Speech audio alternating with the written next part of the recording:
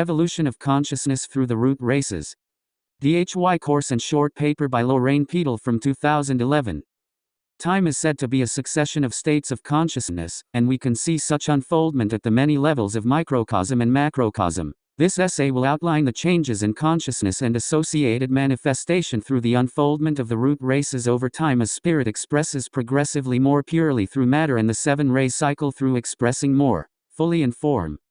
First, though, a brief review of the broader context is in order. According to the law of periodicity, which governs all of manifestation, all that manifest passes through three main cycles: birth, appearance, involution, into, identification with matter, life, growth, evolution out of identification with matter, and death, disappearance, obscuration. This, again, applies to all of the many iterations and reiterations of manifestation that constitute the myriad levels of macrocosm and microcosm. These are relative terms. We can think of it in terms of an analogy that is familiar to us, the breathing cycle. It is as if everything in manifestation goes through the cycle of in-breath and out-breath, but it is a spiraling cyclicity as evolution proceeds. The spiral cyclic activity that includes evolution and our progress upon the path of return is seen at the many levels of manifestation, including that of the human individual and that of the root races. Manvantara refers to a time of activity or manifestation. Pralaya refers to an intervening period of rest or non-activity when the subjective or esoteric is not in objective or exoteric manifestation.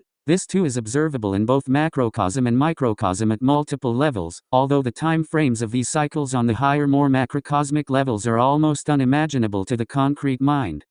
Currently, according to the Tibetan master Jwal Khul, we have, at least, a five-fold alignment, being in a solar system of the fourth order, the second major one, the fourth scheme in the system, the fourth chain in the scheme, the fourth globe in the chain, the densest, most physicalized one, and the fourth round. It is in the context of this fourth round on the fourth globe in the fourth chain in the fourth scheme in this system that the seven root races are briefly outlined below. Each of the seven root races contains seven subraces. The first and second root races, and the first part of the third, preceded the implantation of the spark of mind in humanity, an event known as individualization that was brought about by the solar angels and raised man from animal man, a member of the third animal kingdom in nature, to the fourth kingdom in nature, humanity. Not much information is available about the first two root races, and of course the coming sixth root race and even more so the seventh can be known only by means of correspondence, or per information imparted by D.K. or Helena P. Blavatsky. If we look at the big picture of the root races, we can see the descent into matter and the ascent back out of matter.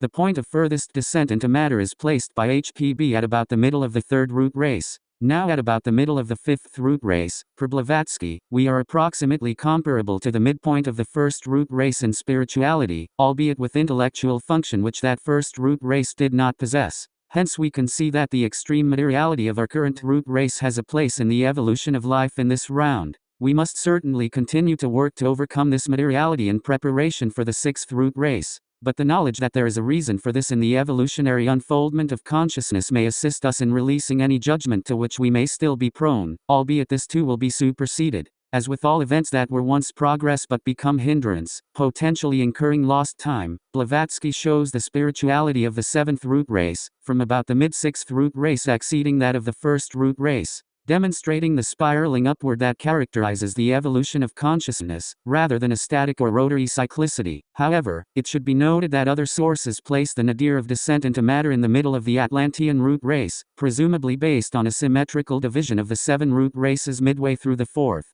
Much as the fourth globe is the most densely physical, although the root races are categorized below for ease of readability, it should be noted at the outset that they overlap considerably, and characteristics of each develop and change throughout the course of a root race. They are not static within a root race, but develop from one subrace to the next, as they develop from that which preceded them and toward that which is to follow.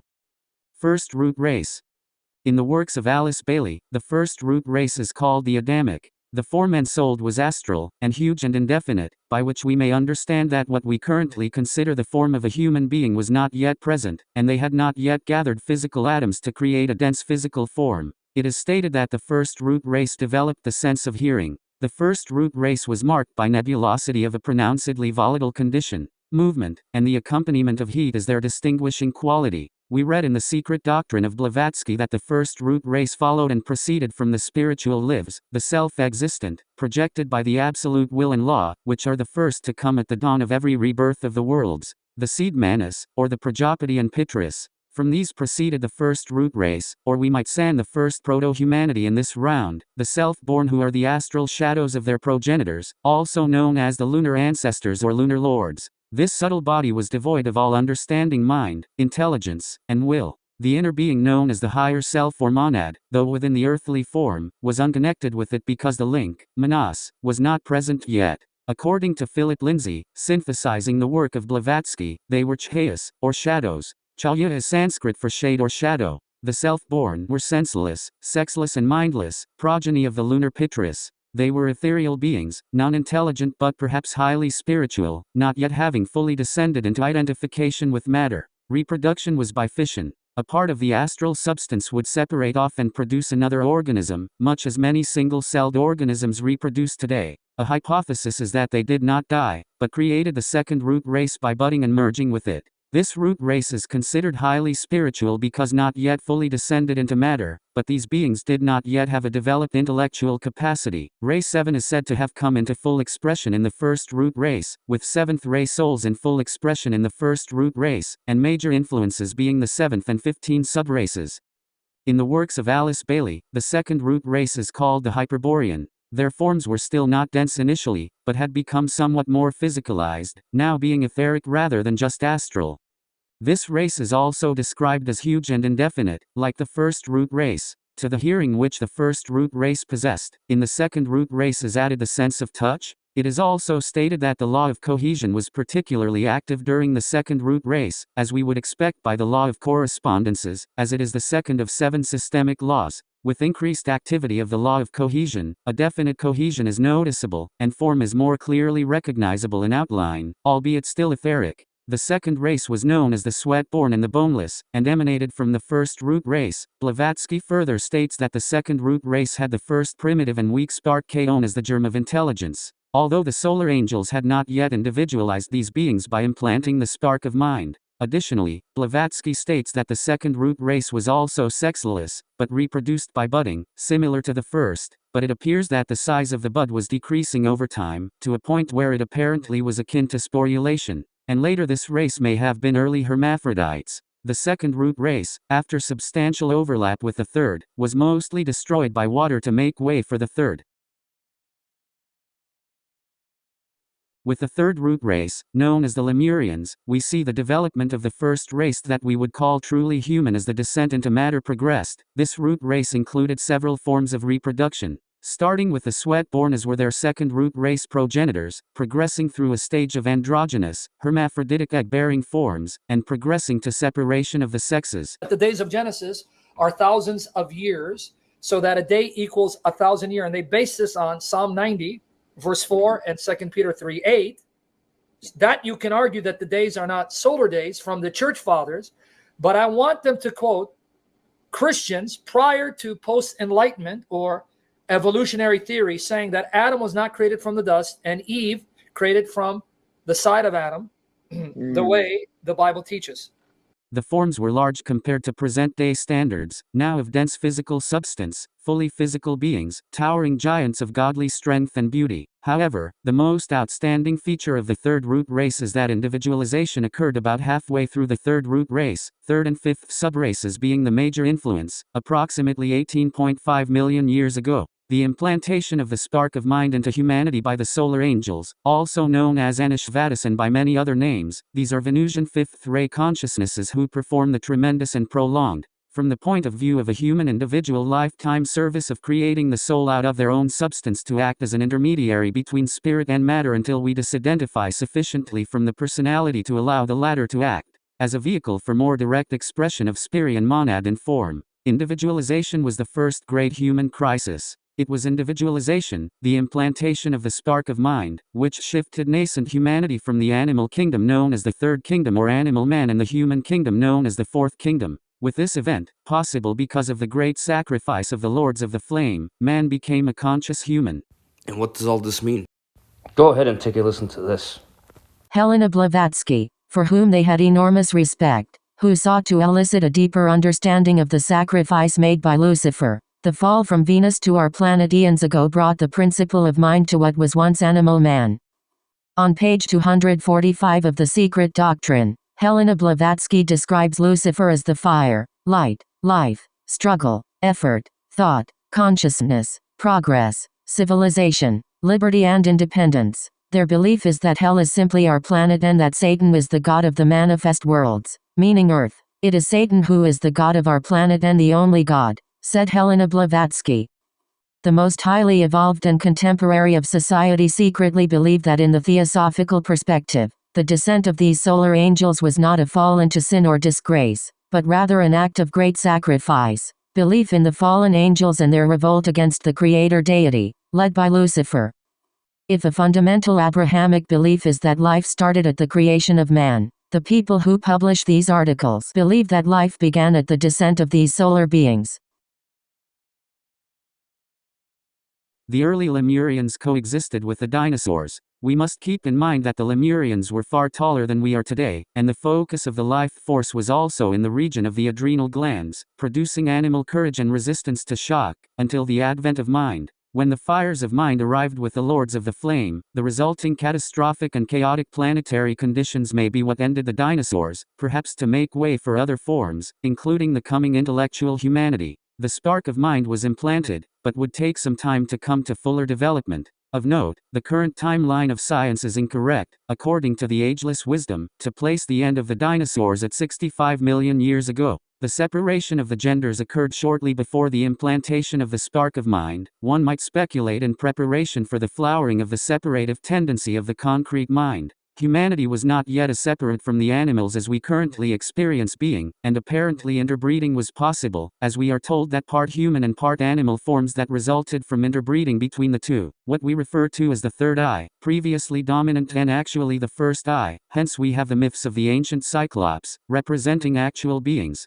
started to atrophy as physical sight developed and separative tendencies took the upper hand. During the third root race, control of the physical body became the challenge and the first task, and the first initiation became a possibility and a goal of advanced humanity, although at that time was still a high attainment, being the highest initiation possible for groups. The highest initiation of which advanced individuals were capable at that time was the third initiation, the transfiguration of the personality. Jwalkul tells us that the Satratma, known as the life thread, was dominant in the life expression in Lemuria. The physical body, the form nature, and the externalized density were the focus of life, exuberant, productive and vital. Lemuria, we are told, was destroyed by fire in stages, by earthquakes and volcanoes, as much of that root race of humanity was removed in preparation for the next root race. Although as always there is much overlap between the remnants of one root race and the next. Ray 5 is said to have come into full expression in the third root race, consistent with the implantation of the spark of mind during this root race, with fifth ray souls in full expression in the third root race. Major influences being the fifth and third subraces, the physical vehicle of man being perfected and the spark of mind being implanted by the solar angels, governing rays being 1, 7, and 5. Also of interest are the following changes through the course of the first three root races, particularly given our current fifth root race tendency to take our physical bodies and their requirements as a given. The first, second, and earliest third races did not eat as we do now, but took material into the body for nutrition by osmosis, in much in the same way as our lungs draw nutrition from the air. The first root race and much of the second knew no death as we understand it, but they knew a time of limits. Each generation melted into the next. Towards the end of the second race, its individuals fell asleep, as it were, and faded out, and this was the beginnings of what we now call death. With the third root race, death became the rule, since the bodies became sufficiently solidified and individualized to die when their store of vital energy had been exhausted. Fourth root race.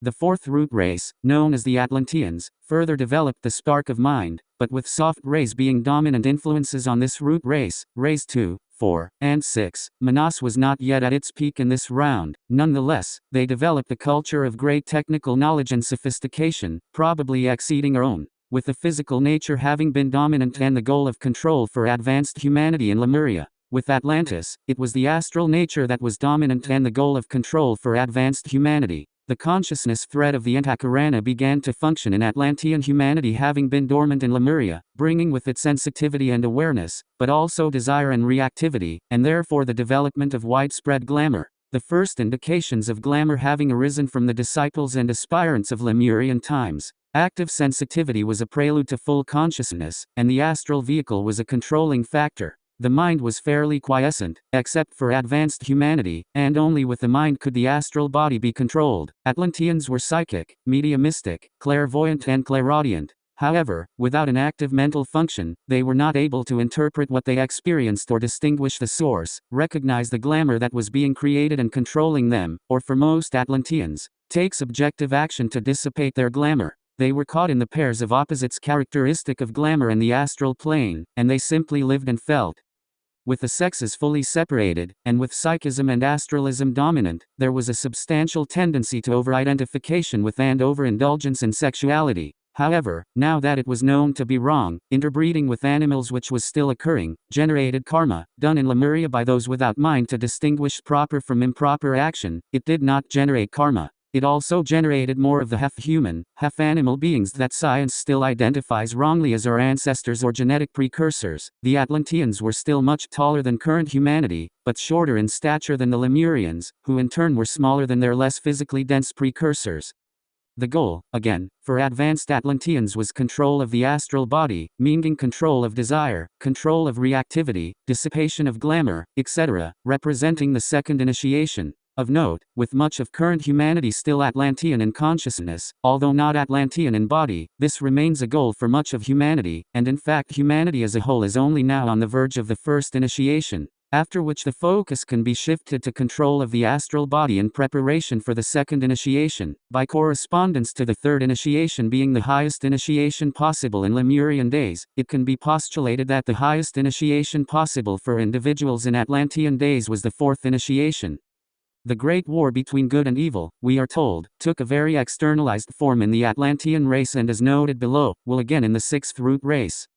Atlantis was eventually destroyed in stages by water. It appears that the soft ray races are destroyed by water and the hard ray races by fire. Plato's island called Atlantis was simply the last remnant of Atlantis to sink, about 11,000 years ago. Substantial earth changes occur as each root race is ending, to make way for the next, including further shifting of continents, with some receding to the ocean floor and new land masses appearing, as well as shifts of the Earth's axis. Also of interest in helping to dispel some of the illusion that contemporary science perpetrates, often with good intentions, remnants of the Atlanteans who survived the cataclysm include those people to whom science today refers as Paleolithic, Cro-Magnon man in Europe, as well as very ancient Chinese and Hindu cultures, etc. The Cro-Magnons were not our earliest fully human forebearers as science states, but were the survivors of a once highly sophisticated civilization, the Atlantean, and preceding that, the Lemurian, giving way in time to the flowering of the fifth root race. The root races preceding our own are part of our history, but a part that is not yet recognized by the orthodox veiling approach that remains dominant at this time. Ray 4 is said to have come to full expression in Atlantis, with fourth ray souls in full expression in the fourth root race, major influences being the fourth and sixth subraces, the astral emotional vehicle of man being perfected,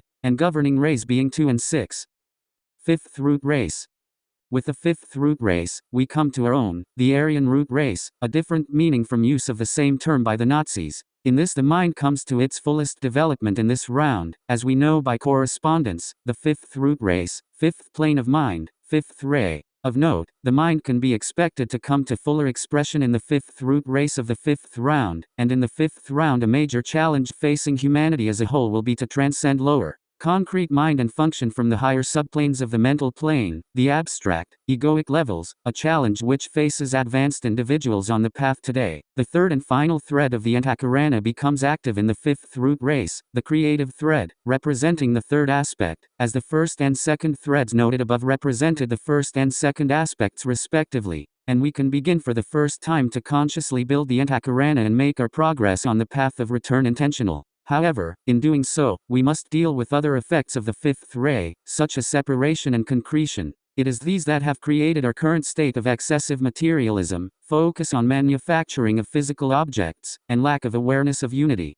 We certainly must continue to work to overcome these, but again it can help to reduce judgment, a glamour which promotes separation, in order to realize that these have their place in the evolution of consciousness. Of note, we are past the halfway point in the fifth root race, moving from the fifth to sixth subrace, and at the point of beginning to usher in the sixth root race, currently via ushering in the sixth subrace. which is said to be developing substantially in America, although involved individuals are found worldwide. This transition calls us to transform the excessive materialism and separation into aspiration for spiritual ideals and known unity, and the service orientation that will come with these. It can be expected that at some point earth changes involving fire will once again occur to prepare the way for the coming root race, the sixth. With control of the mind being the goal in the fifth root race, the third initiation, known as the transfiguration, is the goal for advanced humanity, and by correspondence again, the highest initiation possible for advanced individuals in the fifth root race would be the fifth initiation. Ray 3 is said to come to full expression in the fifth root race, with third ray souls in full expression in the fifth root race, major influences being the third and fifth subraces, the intellect being perfected for this round, governing rays being 3 and 5. So what comes next? The next root race, the new progeny? Look no further than Virgil's fourth eclogue. Borrowed from the Sibylline records, which were ancient prophecies delivered by an oracle through witchcraft or divination.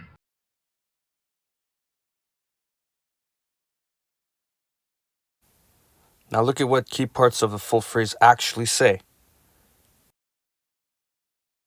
The boy soon to be born, in whom the iron age shall come to an end, and the golden one shall arise in the whole earth.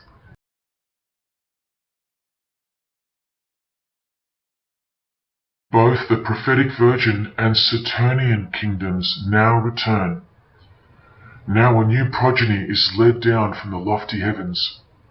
Favor, chaste Lucina, a mighty order of ages is born anew, and found in the full quote of the Freemasons' New World Order seal.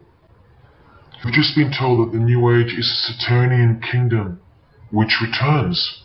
So it's been here before. And what's the demonic sigil for Saturn? The Masonic square and compass of the Freemasons, of which a lodge is located near a suburb near you, no matter where on earth you live.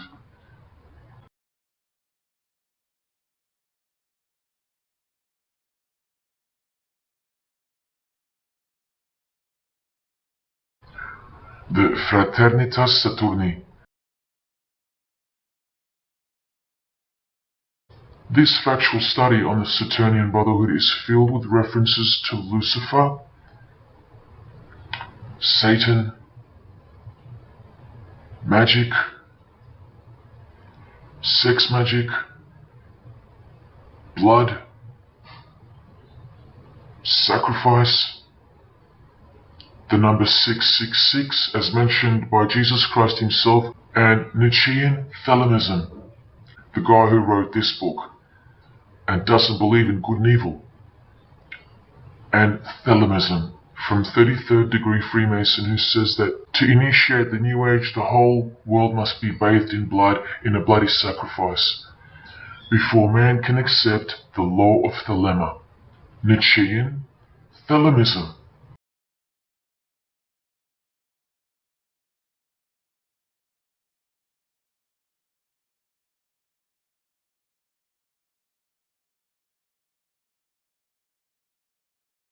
Memories of Lemuria skated through and then faded from my thoughts, being replaced by a radiant feeling of excitement and anticipation that relentlessly pulsated through my being, pushing me to ever higher levels of self-awareness, satisfaction and anomalous desire. It seemed as if every second became more and more sacred as we moved closer and closer to the well-planned for and long-awaited invocation of the Prime Minister unto the very King of Hell, the Grand Vicar of Lord Lucifer, Lucifuge Raphael. On page 206 of Undoing Yourself, he states that opposites do not exist apart from the mind, or each other. Anything understood by opposites can equally and probably better be understood in terms of scales such as, so much of X or Y. The process of thinking in opposites create an illusion of opposition, a world of conflict, which in fact may not exist independent of our beliefs. Evil and good are the illusion of the mind. These concepts are all in your head.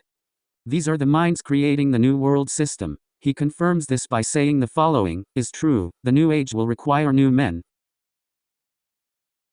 men of high fortitude.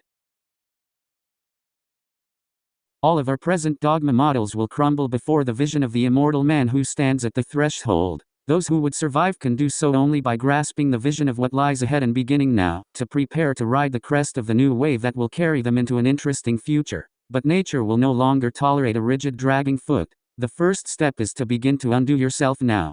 These truths were covered from the common people, and the mysteries were carried into every country. The sages always had an esoteric creed, unknown to the vulgar. Seeing might not see anything, and hearing might comprehend nothing.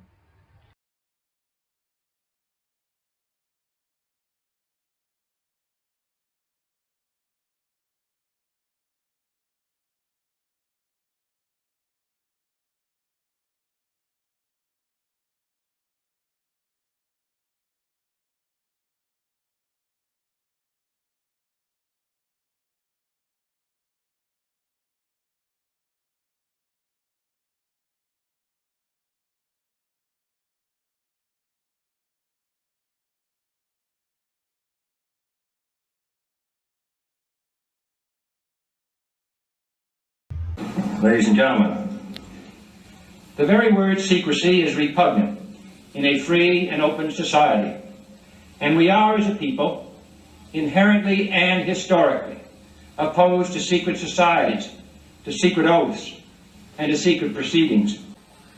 For we are opposed around the world by a monolithic and ruthless conspiracy that relies primarily on covert means